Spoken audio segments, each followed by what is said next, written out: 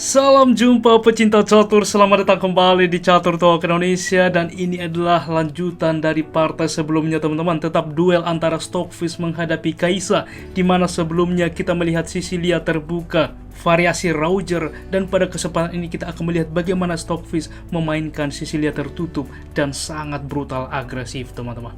Dan juga tentunya lanjutan juga menjawab pertanyaan teman-teman yang merequest untuk menunjukkan bahwa Stockfish sebagai pemegang buah hitam. Bagaimana permainannya, langsung saja kita simak di Catur Talk Indonesia.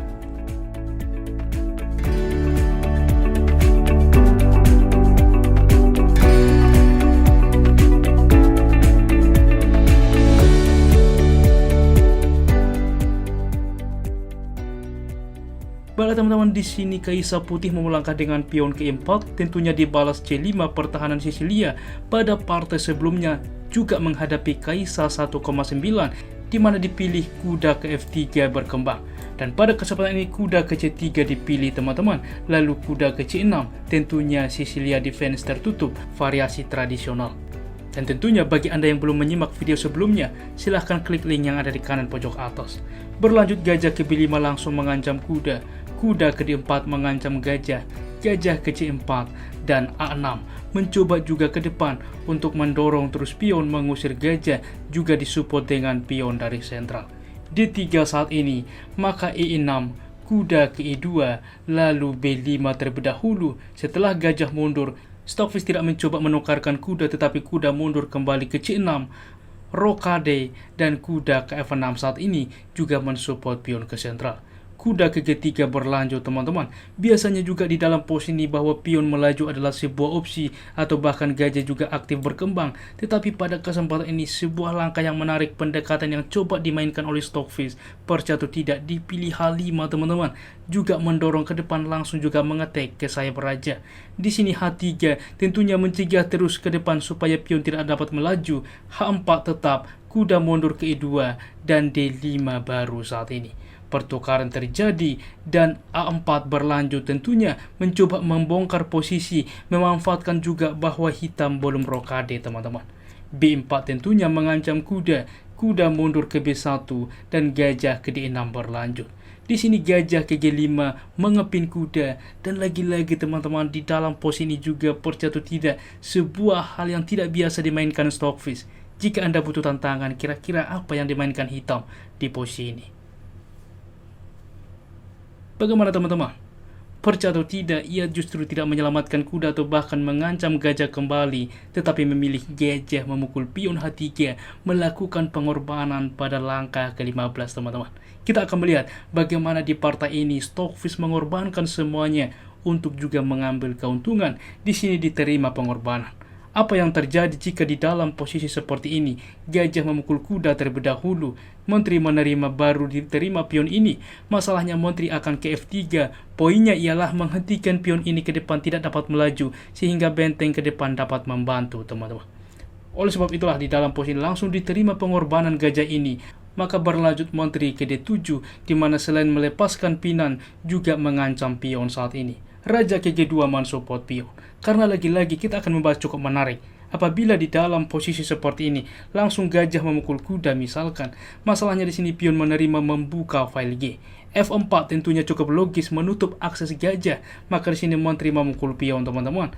Gajah saat ini juga langsung memukul pion sebagai defender ke depan.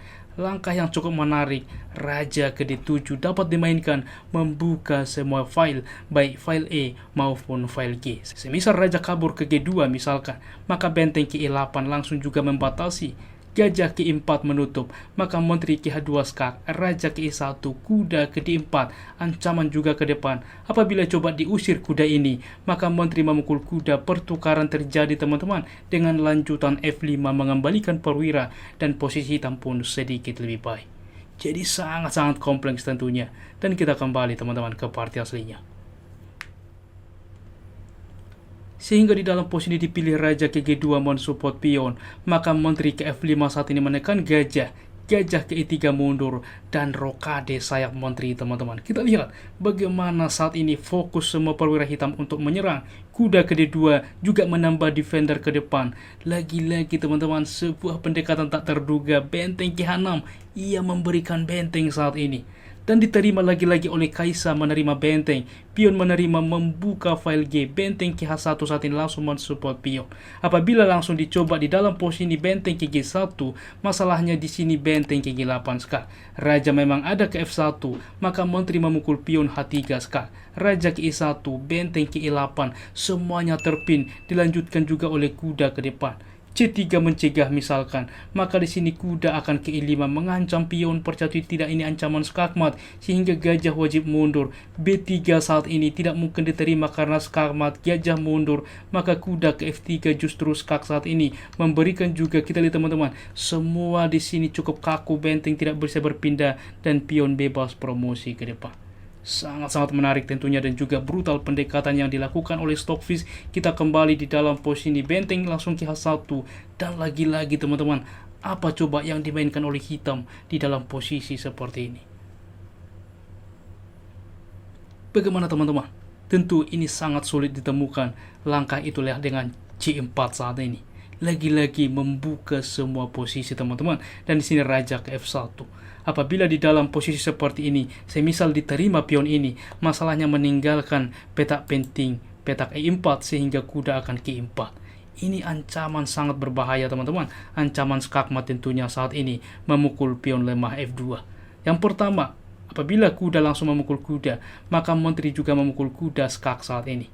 Pion menutup, maka di sini benteng ke G8 skak, raja ke F2, gajah ke C5 skak. Kita lihat teman-teman, raja ke I1, maka menteri juga langsung memukul pion mengancam benteng saat ini. Menteri juga langsung memukul pion melindungi juga benteng. Di sini menteri ke F2 skak, raja ke D1, benteng ke D8, menteri akan tumbang. Dan juga di dalam posisi seperti ini kita akan membahas sangat lengkap teman-teman. Bagaimana jika di dalam posisi seperti ini semisal dimainkan yaitu dengan menteri ke E1 misalkan, di mana mensupport kuda juga tetap mensupport pion. Di sini benteng akan ke G8 skak, raja berpindah, kuda ke G3 skak memanfaatkan pinang, di mana kuda memukul kuda. Di sini pion menerima ancaman juga terhadap pion saat ini. Juga dapat pion melaju ke depan memforking teman-teman. Benteng ke G1, maka di sini menteri juga langsung memukul pion skak. Raja ke E2, benteng ke E8 skak. Tetap menteri akan tumbang. Sangat-sangat agresif. Dan juga pilihan terakhir, bagaimana jika di dalam posisi seperti ini benteng ke F1 misalkan, maka benteng ke G8 skak, raja berpindah, justru menteri memukul pion adalah skakmat. Jadi sangat brutal tentunya kemungkinan yang terjadi, dan begitu kuatnya yaitu dengan pemilihan pion ke C4 saja. Ini sangat brilian teman-teman. Dan tentunya raja berpindah saat ini, maka pion simpel memukul gajah, kuda ke G1 sebagai defender ke depan memperkuat kuda satu sama lain untuk bermanuver ke petak F3, maka benteng ke G8, kuda ke F3, kuda ke H5 saat ini, benteng ke C1, di mana ini juga sangat berbahaya counter attack memukul ke depan sehingga langsung mengepin kuda ke depan tidak bisa ikut membantu. Oleh sebab itulah raja ke B7, langkah brilian walaupun sederhana ini sangat penting teman-teman, mencegah ke depan. Saat ini pion memukul pion, maka kuda dapat berpindah. Kita bisa lihat apabila raja sebelumnya tidak berpindah, maka ini tidak mungkin bisa terjadi. Benteng ke C2 saat ini melindungi juga baris kedua, karena apabila dicoba saat ini semisal kuda menerima kuda, masalahnya kuda akan ke G3 skak, pion sedang dipin, raja berpindah, menteri memukul kuda skak, raja ke D2, kuda juga memukul benteng. Jelas di sini akan digorogoti satu persatu ke depan. Oleh sebab itulah di dalam posisi ini benteng ke C2 berlanjut dengan kuda saat ini juga memukul pion teman-teman, berlanjut A5, dan benteng ke E8 saat ini langsung juga membatasi. Benteng ke E2 menawarkan, benteng ke C8, benteng ke C2, dan di dalam posisi seperti ini setelah kuda memukul pion F2 percatu tidak teman-teman. Di sini juga Kaisa menyerah. Kita lihat membuka juga ancaman terhadap benteng. Apabila dilanjutkan yang pertama, tentunya benteng wajib menerima kuda, maka kuda ke G3 skak, raja ke E1 saat ini, maka dapat berlanjut benteng ke E8 skak, kuda menutup, maka kuda memukul benteng, benteng ke F1, maka di sini gajah juga ke G3 skak, raja ke D2, kuda ke F2 langsung juga mengancam menteri. Kemana menteri melangkah ditawarkan saja teman-teman. Jelas unggul pion ke depan untuk bebas promosi. Pilihan yang kedua, bagaimana jika saat ini raja justru berpindah, tentunya ke G2 saat ini misalkan, maka benteng ke G8 discover skak ke depan, benteng ke H2, maka di sini menteri ke E4 langsung juga mengepin kuda, Menteri ke-1, maka kuda ke-2 di sini juga open skak, raja berpindah, maka benteng simpel juga langsung memukul kuda skak. Tentunya kuda menerima, membawa kuda ke G3, percaya atau tidak ini adalah skakmat. Luar biasa dan sangat brutal tentunya bagaimana permainan yang dimainkan oleh Stockfish pada Sisilia tertutup menghadapi Kaisa 1.9, dan semoga membantu bagi sahabat yang bertanya berikut adalah tingkat akurasinya.